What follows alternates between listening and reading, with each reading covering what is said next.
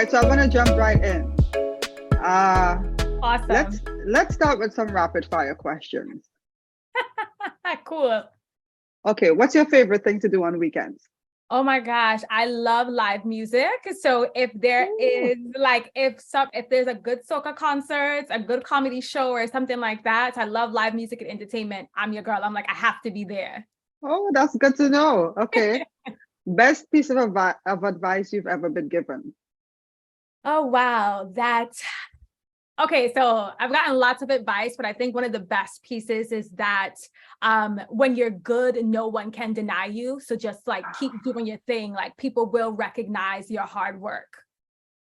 I think that I think that speaks to you, and we're gonna get into a little more of that later on. And I tell you, Uh, that has served me in so many ways.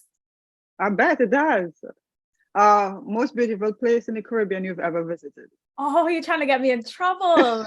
Oh, I see. Okay, well, I have to say, if you know me, like I've been so many places in the region, but one of my absolute most favorite places, and I'm not biased because I'm not from there, St. Vincent and the Grenadines. Like, I absolutely Ooh, love okay. SPG. Like, That's where my grandfather is from, so touche. Yeah. yeah, nice. Okay, so usually I start these interviews from the past and then come forward, but I know you just had probably the most exciting experience in Washington recently, and we are dying to know what that was like. So you visited with VP Kamala Harris at Yes. her home. Tell us what that was like. What is she like in person? Give us the deets. So I love it. So first, I just have to acknowledge the fact that I was invited as a Caribbean American leader to attend the vice president's holiday reception. And that in itself was just like, when I was asked, can I attend? Will I be able to attend? I was Mhm. like, will I be able? Everything had to stop. I was going. I love that. So it was a real honor for me to be there at her home and to meet her. One as a Caribbean American woman myself, right? Someone of Caribbean heritage, Mm. and then also as a Howard University alumna. So yes, go Bison. Ain't you know. No. So it was very special because not only was I there representing as a Caribbean American, as a woman of Howard, but just also as someone in the media, right, in the press who really does cover Capitol Hill, covers the White House, politics, and does a lot of, but always ensures to have that Caribbean lens and perspective, and that international lens and perspective. So to get to like move and shake in that room, in that space, and make sure our voices were heard in there was really special. And I mean, that was my first time I got to actually meet her in person, and she was so gracious and kind. And I had to I said, what I loved was they announced you, right? So it's like Melissa Noel, of Essence magazine and blah blah Ooh. blah, and that was so great. And they did the announcement, and I said to her, but VP Harris, two quick titles they didn't say: Caribbean American girl and Howard University alumna. And she says, oh, HU, we have a lot of HU women in the house. Oh, yes, that is And true. I loved that. She was just like surprised and happy and really gracious. And we didn't get a lot of time, of course. Folks are moving through trying to get that coveted photo with her and the second gentleman, but they were wonderful. So that was That's amazing.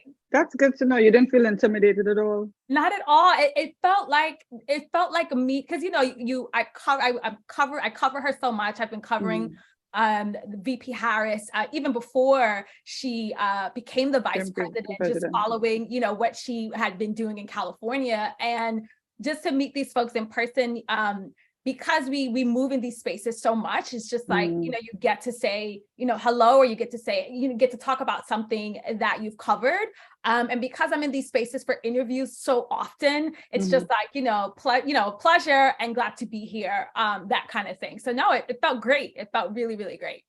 Okay. I see you, Melissa, putting on for us out there. I see you. Trying, and honored to be honored to be one of the people even thought of to be in that room and to speak to us, right, in that way. So that was awesome. Okay. So that leads me to you seem comfortable, excited to be in these spaces. What really inspired you to pursue a career in journalism? This is one of my most favorite questions ever, and something I've actually been talking about in a great deal about lately. It was my grandmother, Laura Benjamin. God rest her soul. Seriously, I used to sit with my grandmother. Used to send me to Joel's Market in New Jersey once my parents settled in New Jersey from Guyana. She would send me to Joel's Market. I honestly, I still go there to this day to pick up the newspaper she used to get back in Guyana. It would come up about every week. They would have it in the market, and I would go and pick up the paper and come home and read it with her. And honestly, I'll tell you, just to see the way that she lit up, just to know what was still going on back home at the church, or for Mashramani, for Republic Day, or who died, or, those kinds of things, just to still feel that connection. I said to myself, like, I really want to keep people connected to the world around them, the way that I saw my grandmother still feel so connected just by reading those words on the page. And I think I was like 9 or 10 at that point. And I said, you know what, I want to be a journalist. And that stuck with me. And also like my parents really, like, there wasn't an evening at 6 o'clock that we weren't sitting down watching the news, right? So like watching World News Tonight, Peter Jennings, watching Barbara Walters on television. And so having those influences really made me say, I think journalism is it. And I literally stuck with it. I think I annoyed my mom for every little like after school program, every class, everything I could possibly get my hands on to learn about journalism. So I'm really appreciative that they took me on, right, and helped me pursue that because I am so passionate about it, and I love my job. That's good. Not a lot of us get to say that in life. Yes, very true. Not a lot of us get to say that. We work, we go through different careers, but that's really good. So what was this journey like for you as a journalist here in America? Like, from like where you started to like where you are now? Yeah, so I think where to start.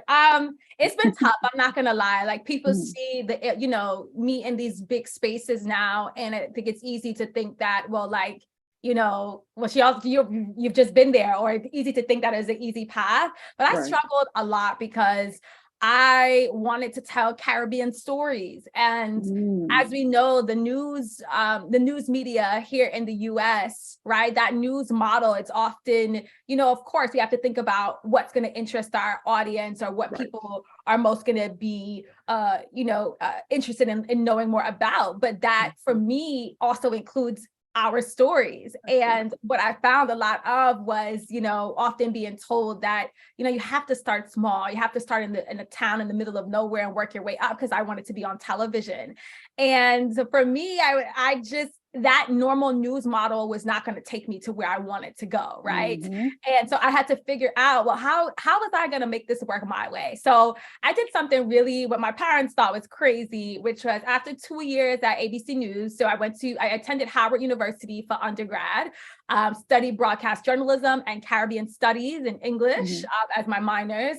And I took that knowledge of Caribbean history, I took that knowledge of journalism, and I went to ABC News, worked there for 2 years, and I learned everything about the back end of news production. I worked overnight, I worked on Good Morning America, World News, you name it, like I did it. And I was working midnight to 10 a.m., the worst hours ever, but I also got to do so much. So I knew that I wanted to report, but I knew if I stayed in that role, I wasn't going to get to pursue in the way that I knew I needed to be able to get it done. And that was being on the ground. So after 2 years and after doing my master's, I left and I picked up and went to the Caribbean. I went to Grenada, and I was covering like sustainable tourism stories, covering things with Caribbean Tourism Organization. And what I did was I had developed all these great relationships at ABC. And then by that time at NBC, freelancing, and then through grad school. And I started to pitch these editors Caribbean stories. Like, I'm like, hey, I'm in Grenada, I'm in Trinidad, I'm in Barbados. I have these stories. And this is why, it this should be covered, right? And I was Mhm. able to, having that news background, say, here's the connections, you know, like Right. here's why it's important to your audience, not only because it's a good story, but also because we're leaving out a key part of our like viewership and our Correct. demographic by not including this coverage in our news rundown or our lineups, right? And it wasn't good enough for me to only see Caribbean stories when it was a disaster, right? When there was a hurricane or Right. something negative. I wanted to see business stories. I wanted to see fashion. I wanted to see carnival. I wanted to see so many other things. I wanted to see our folks in politics, and I wanted to speak to other issues. So I picked up, I was literally like going back and forth between the region and, you know, figuring it out as I went along, because to be honest, you know, journalism school did not teach me the business side of the industry. It did Never not teach does. me how to negotiate my contracts, how to make sure I was getting, you know, the best out of things, how to make, like, and to ensure that I also owned my stuff, Mhm. and making that paramount ownership. So I made a lot of mistakes. I had some really bad contracts at first.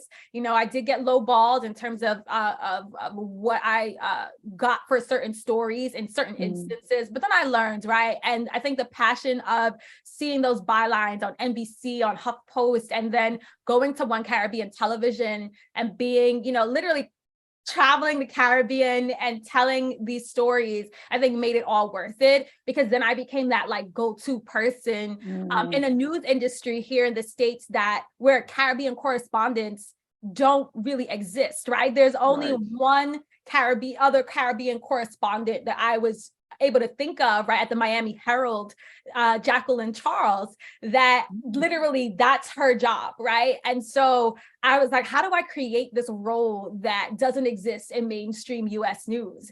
And Right. I literally, you know, took the relationships I have formed in news, took my expertise as a journalist, and just created this pathway for myself to tell these stories at outlets that I feel like they want to do it, but until somebody really shows like, hey, this is why this matters. Here's why we have to keep these voices included in our coverage. And here's the Right. response too, right? Like, like people are responding to this, then sometimes it may not happen. And I felt like I could be that voice and be that person to not only connect, not only to convince, but connect and to keep it going. So that's kind of like how I did it over the span of, I would say, about 4 or 5 years.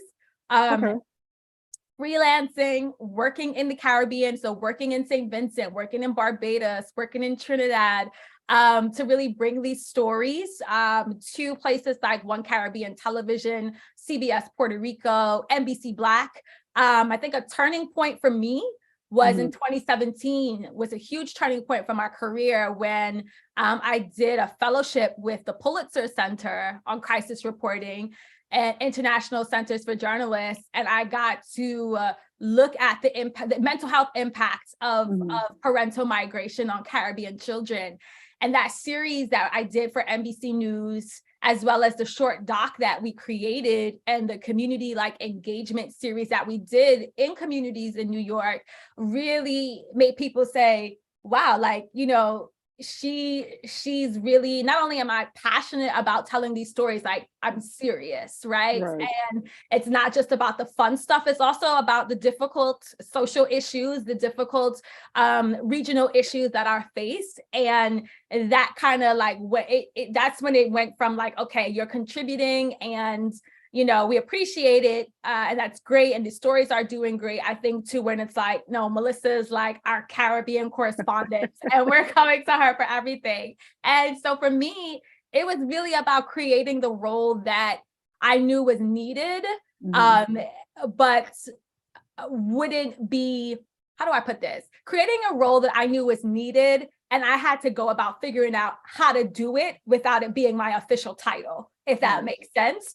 I And love that. Manifesting in a yes, way and and then living like, it. and living it, and then but doing all of the other work, you know, in addition to that. So like I cover my Caribbean stories day in, day out, but I'm also on Capitol Hill, right? When I need to be covering what's happening in Congress. I also can, you know, I'm also covering race and culture. I'm like, I have a pulse on different things, but this is my specialty. This is my heart and my passion. And so in everything I do, in every editorial meeting that I'm in, people know like, Melissa's gonna have the Caribbean story there. And I love that because they know that I am going to keep that those checks and balances in there to make sure that we're not left out of the conversation. And I think that's really, really, really critical. I think that's one of the things I like about you is that you've stepped out in confidence, honed your own vision for where you want to be, and then you just kind of like kept going.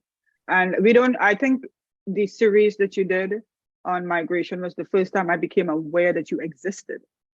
We follow everybody in the Caribbean. That was the turning point, right? Yeah. Like that was such a turning point for my career and something that I'm really, really proud of because it wasn't easy. I knew that this was a big story to tell, but how was I going to do it as a freelance reporter, knowing how much it costs to report these stories? So like having a place like the Pulitzer Center, like give me funding to go and be in Jamaica for almost a month and work on this, and work with a team and for NBC to really see the value of it, help me produce that short doc and just all those things. It's like journalism is a team sport. So, you cannot do it alone. So to every producer and researcher and editor and photo editor and videographer that I work with day in and day out, I'm really grateful because they really push you and they have to believe in the work just as much as you do. Exactly. Correct. So do you consider that Pulitzer moment like one of the most rewarding parts of your career?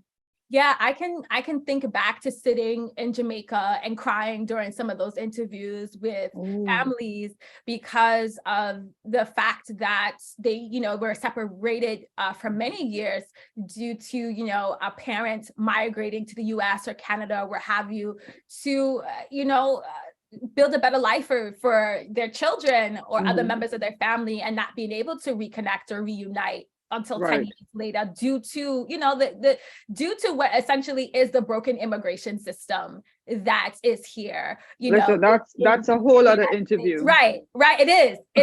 And I thought it was important for us to acknowledge that these weren't parents just picking up and leaving their children and never wanting to look back. These were, good parents who made difficult decisions to leave a family behind and for better financial opportunities, trying to take care of their families and facing these issues, right? A common thing, right? Like a common thing we see in the region, but something that hadn't been talked about at length. And then also aside from finances and being physically separated, what is the mental health impact, right? Something that we don't talk about. So that was major for me. And all these years later, like I still sit on panels to talk about it. I go to schools to talk about it. I've gone to the United Nations to discuss this when stakeholders were voting on migration policy, when the Caribbean was included in that conversation for the first time. And things like that are so much bigger than me, right? The fact that through the community engagement series we were able to do in New York, that families got mental health resources to meet with counselors who were of Caribbean heritage that could speak to not only the mental health impact, but culturally could understand certain things that these families were going through. I think like there's no amount of money or no kind of award that could replace the impact that has had on people's lives. And then to see Dr. Claudette Crawford Brown, who is the Jamaican sociologist that coined the term barrel child, that has literally been working with families longer than I've been alive, over 30 plus years, that she's been doing this work to bring attention to it, to see the fact that she got her due. She got her flowers, right? That's the University of the West Indies, Mona campus. She got to hold a migration conference. She got funding to further to create the migration studies department that she has so wanted for and deserved for so long. It's like, wow, like when you think about impact, that's the kind of impact you hope to have. But like to see those things happen, it's like, it's priceless. And I'm really grateful that I had the opportunity and people trusted me enough to tell such delicate stories, because you know, those kinds of experiences is not something I have experienced personally. And so for people to be willing to share those experiences with me, I think like I didn't take that lightly. But I also had to understand that it was going to be difficult for some people to discuss, or that some people didn't want to talk about it at all, or some people thought that this was kind of, you know, opening old wounds or airing quote unquote dirty laundry. And for me, it's like, no, like this is an issue that's affecting a lot of our people. My family included. And this is something where people are doing work to help that. And there's some attention that we can put to this. And I think the stories have done a lot of good because families did get help, counseling help with help with resources as far as connecting with counselors, connecting with folks like Dr. Brown and the things, the work she's done in Jamaica and Trinidad and Barbados, all over, even in the UK. And then meeting people like Barbadian filmmaker Lisa Harewood, and the series that she did and the projects that she has done, like her film actually, which was her film Auntie, which was a fictional film about my family migration, is what made me think about like, hey, wait, like if this is something that happens all the time, I've seen this in my own family. How many people have experienced this? And then I thought, what's the mental health impact? So then being able to work with other people across the Caribbean. So I worked with her. Then I met like a Grenadian filmmaker who had a film as well. And we were able to do like a film series about it. So many things just kind of came out of that. And I'm just glad that I got to be one of the central people to give voice to it, right? Because it's not my story, but to give voice to other people's stories, for sure. I think I went off on a tangent there. Sorry. No, that's fine. You know, let's get it all, and then we can just pick what we need. Yeah. But we need all of it. But one of the things I really like about Caribbean journalism in its entirety is that it takes all these taboo topics, because the Caribbean has so many taboo topics. When I was growing up, everything was taboo. We couldn't talk about this, we couldn't talk about that, because it's people's business or it's your business. You don't, like you said, don't air your dirty laundry. Right. And I think with championing Caribbean journalism or just telling stories, you are able to take these taboo topics and bring them full front and center. And then people start saying, oh my gosh, I was going through this, or my son went through this, or my grandmother went through this. And then now you connect, because everybody thinks that they exist in this in a silo, right? And I'm like, no, you have people right next door to you who are going through the same things, and they may not be from the Lesser Antilles, they might be from Puerto Rico, they might be from somewhere else, like bigger islands, and or South America. You do not know, because we are all, the immigrant experience is similar, even if we're from different places. So what was really interesting is that that's exactly what happened. I've been on podcasts, I've been on radio shows, television shows, and I've been on, panels in New York, Atlanta, just different places about this. And then what we would find is like so many people just saying, yes, like that was my experience, or I'm 45 years old and I still haven't been able to talk to my mom or my dad about this, and this has given me the courage. You know, it was that kind of response that I was like, hey, you know, this is why this was so necessary. Not just for, to do the stories, but of course to engage the community and for people to create those connections amongst themselves. Because like you said, there are so many shared experiences that may be considered taboo, but taboo doesn't mean that we can't talk about them in a respectful way, and we can't give voice to them. How do you think like technology and like the media landscape in general has changed the way you report stories from when you started to now? Yeah, oh my gosh. So I think a couple of things. One, we have more access, but I think sometimes in gaining more access, we have also lost that art of truly connecting in some regards. So for me, it's really important to, like, I'm really, really big on being in a space and connecting with people in person, right? That's huge to me, because there's just a different sensibility when you can like hear the sounds and you know, the sight, sound, smells of a place. Right. And to just kind of how that changes the way you tell a story versus just kind of being on the phone or online or things like that. But what I think, especially with COVID, what I think it has forced us to do is to take a step back and to really listen, really engage in different ways, and to become more creative, because we couldn't necessarily count on being somewhere in person. Right.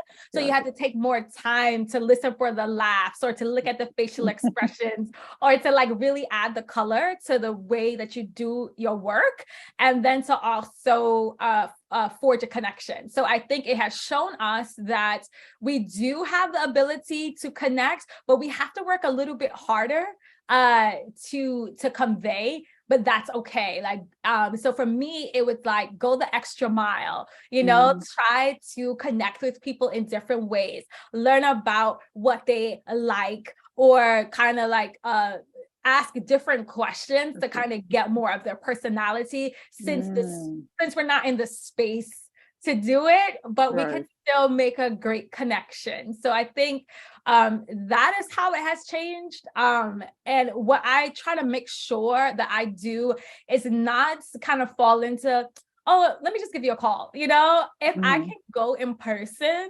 I'm going to go in person to get it done. That's really big to me. If I can't, then fine. But I will try to do as much as I can beforehand to just make sure we have that.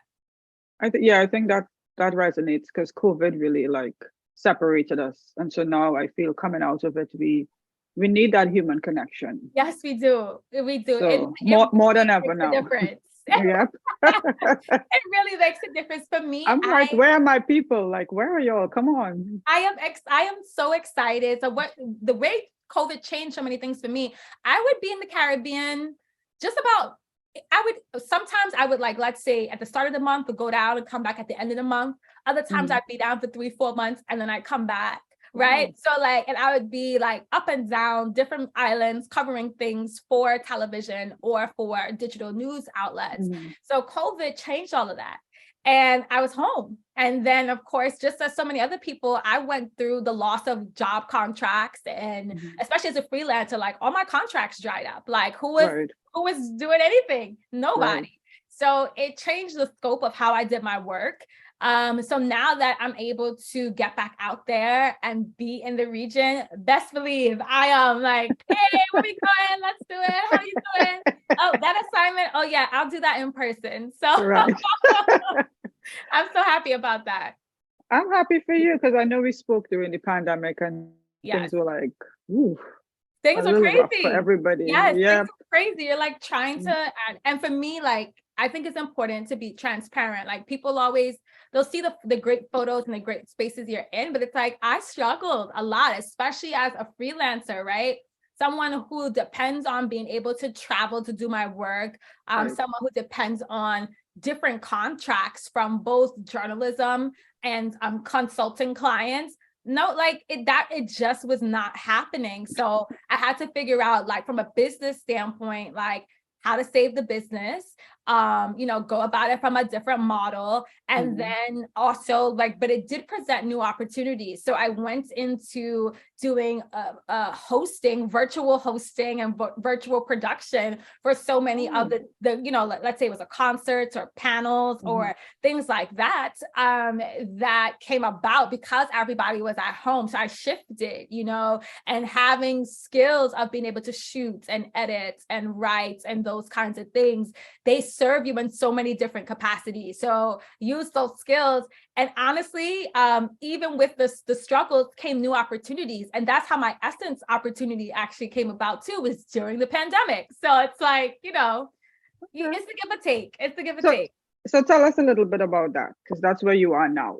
Yeah, so I am a contributing news and politics editor at Essence. So I write, I report and write for essence.com as well as Essence Magazine. And what I love about my role so much is that not only am I getting to report and write, but I also have the opportunity to influence, engage in, and help plan coverage. And that is critical, right? To be in a role where your voice, your expertise as a reporter, particularly with this lens that I have for international news and Caribbean diaspora, African diaspora news, is not only heard, but is respected and valued. And to be able to give my input, and to say, this is why I think this story is important for us to cover, this week or next week, or here's this feature piece that I think will be really paramount for our, audience, I think it's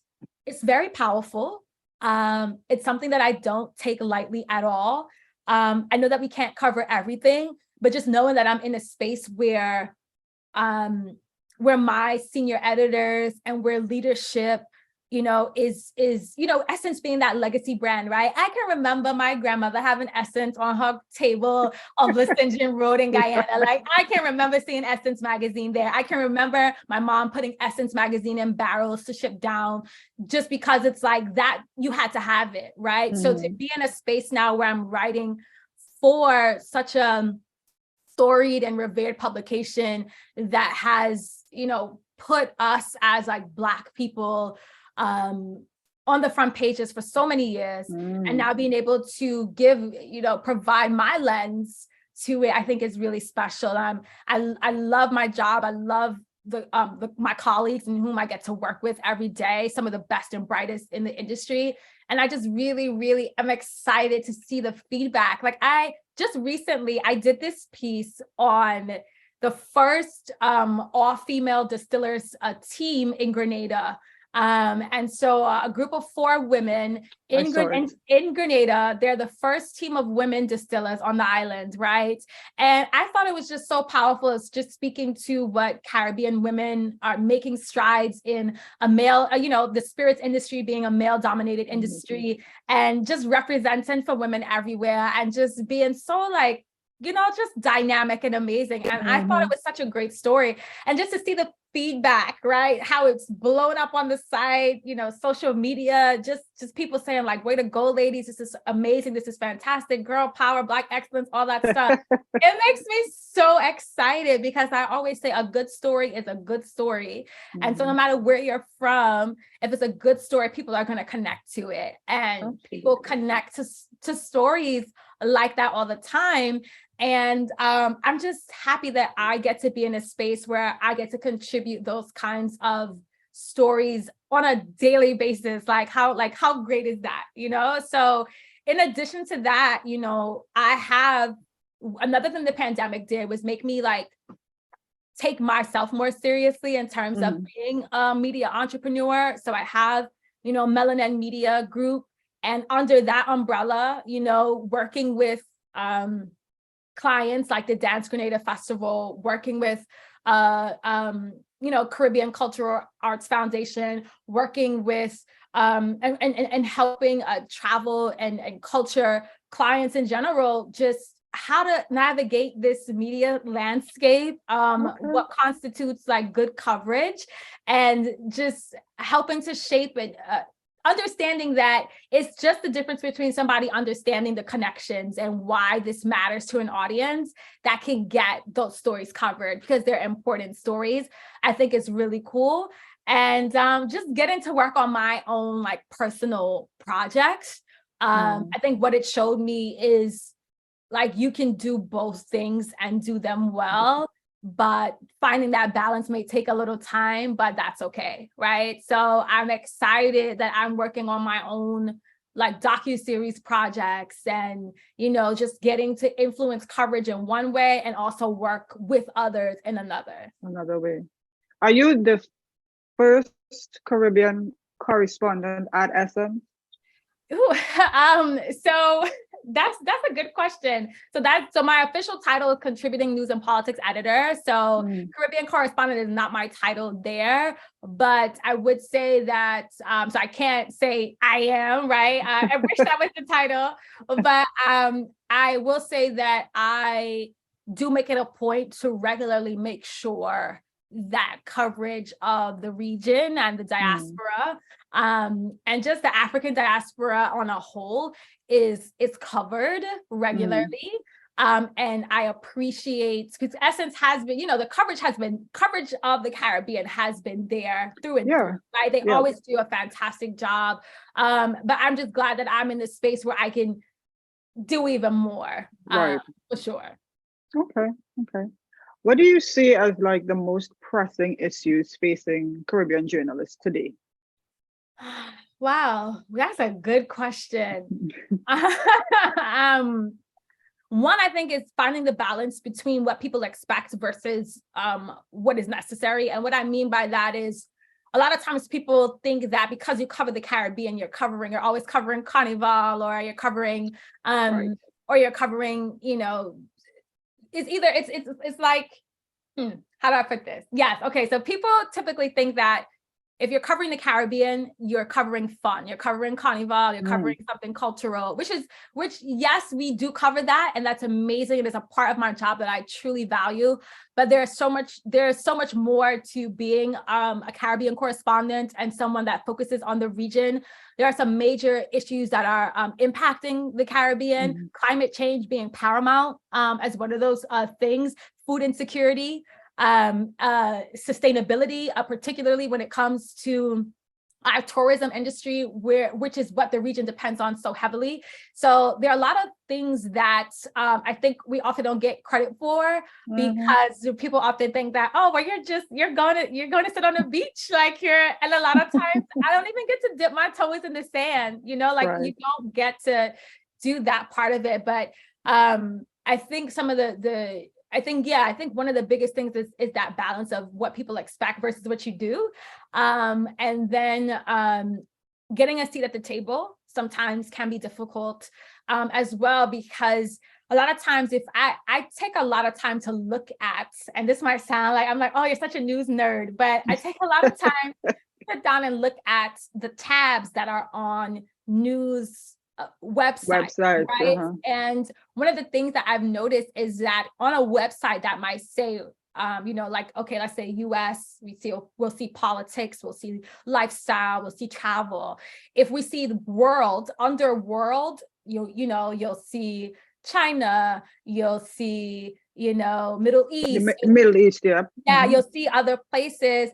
You'll certainly see Latin America, but there often is not a tab that specifically says Caribbean, right? Yep. It's not there. It might fall under somewhere else, right? So I think that there's sometimes difficulty in getting a seat at the table because we're not often recognized as a major player on the world stage in certain instances, even though there is much to be said for and so many things that are happening there where we should. So I'm really interested in seeing how the region positions itself, because we have major players, right? We have people doing major things there. Mia Motley by herself. By herself. I love her so much. Mia Motley by herself, right? So I think that is important that the region is paid more attention to. I see that the US in particular has been working to form more strategic alliances. I know that VP Harris had recently met with Caribbean leaders from, I think it was 5 Caribbean nations, including the prime ministers of Trinidad and Tobago. I remember seeing Guyana as well. But I'm interested to see, and I know that some of the things that were paramount in what they are looking to address have to do with climate change, sustainability, food security, and those kinds of things. So I'm really interested in seeing how Caribbean journalists can not only be in the spaces, but be looked to be the leaders on the forefront of that coverage, right? Because these are things we've been covering when other people were not paying attention to it. Exactly. And so I really want to see Caribbean journalists be the ones that are looked to first, because the lens that we possess when it comes to telling these stories, not just from a here's the what, why, when, and how, but cultural impact, right? Economic impacts, and then just the everyday impact on people that we may see and talk to every day, that can bring it beyond, oh my gosh, this place was destroyed by X, Y, and Z. There's so much more to it than that. And I would love to see Caribbean journalists be at the forefront, because the talent and the experience is there. But like now it's like, hey, pay attention to us. So I thought it was really important for us to be in this space in Washington, D.C. And now beyond being there and taking the pictures and things like that, which is great, I want us to be able to be in the room to ask the questions, to get the exclusives, and to be able to report beyond, that, and bring that lens to people, because we will always report it differently and with a different level of nuance, just because of those experiences. And I think that is so important. It adds another layer. And I think it opens people's eyes as to why we need to be, not just have a seat at the table, but be one of the people that, or be not to just be at the table, but to have real input while we're sitting there. I think there's a big difference between the two.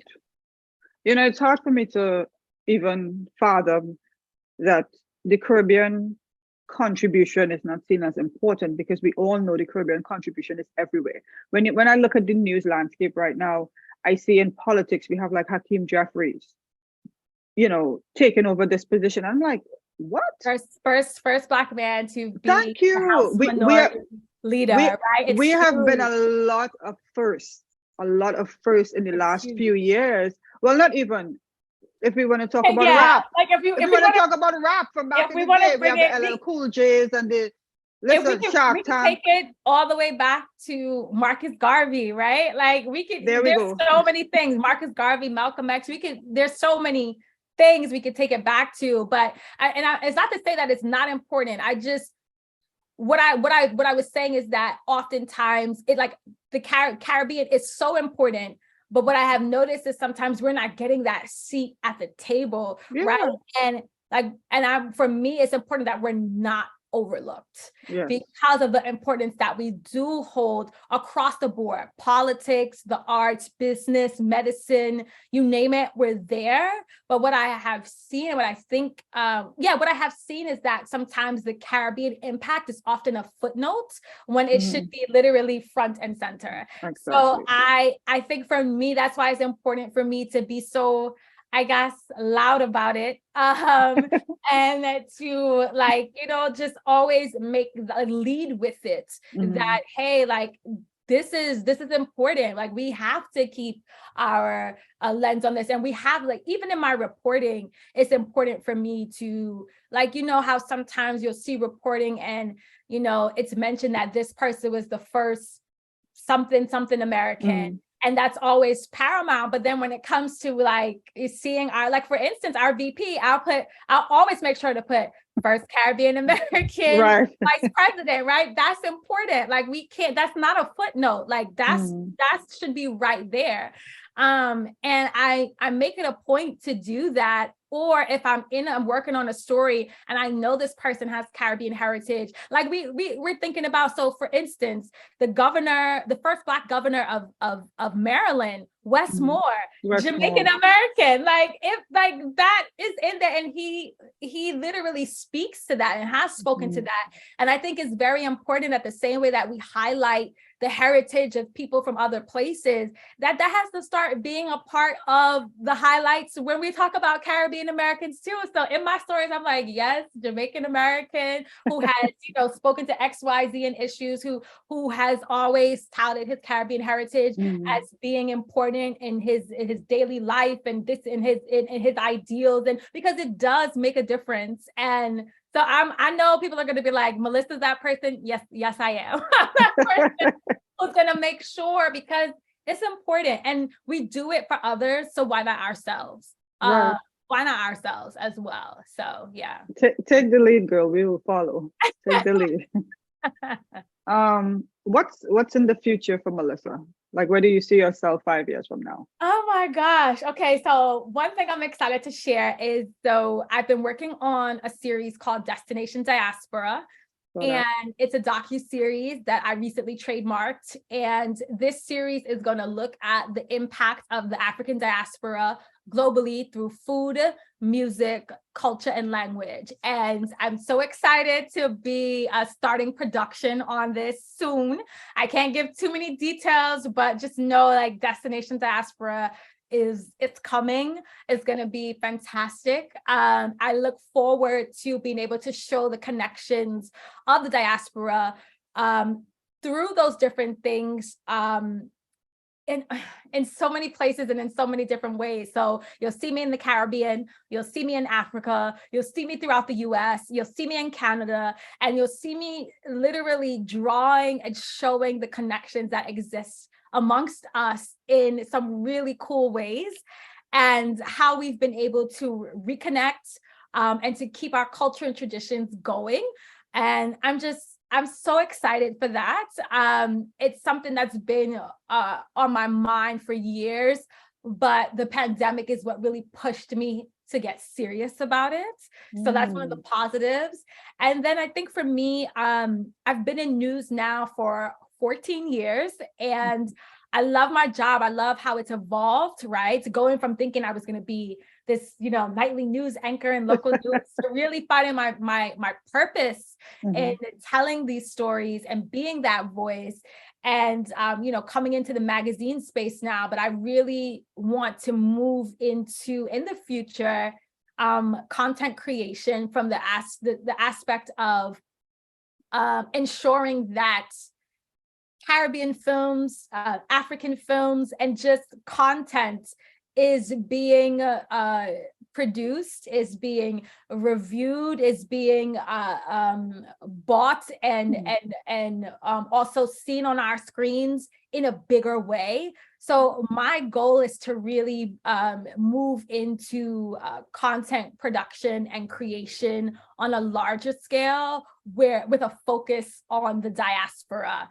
That, at the helm, like we're seeing now places like Netflix bring Nollywood movies, or we're seeing British Caribbean films on Amazon Prime. And I really want to be in a space where I am not only producing, but also ensuring that that we have in these spaces, just like we do for other kinds of content, we have in these spaces, or to be at the helm of ensuring that content, it continues to grow, and that we're creating space for more diaspora voices and content.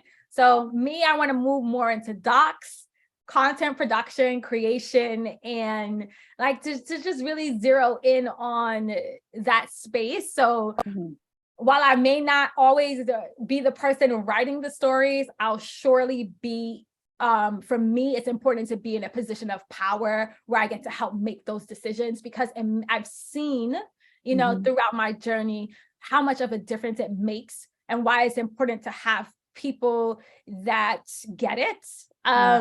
In these decision-making spaces, to be that voice and that meaning. And I really want to help influence the expansion of the diaspora voice. I really want to influence and help expand not only how we are viewed and seen, but how we're valued.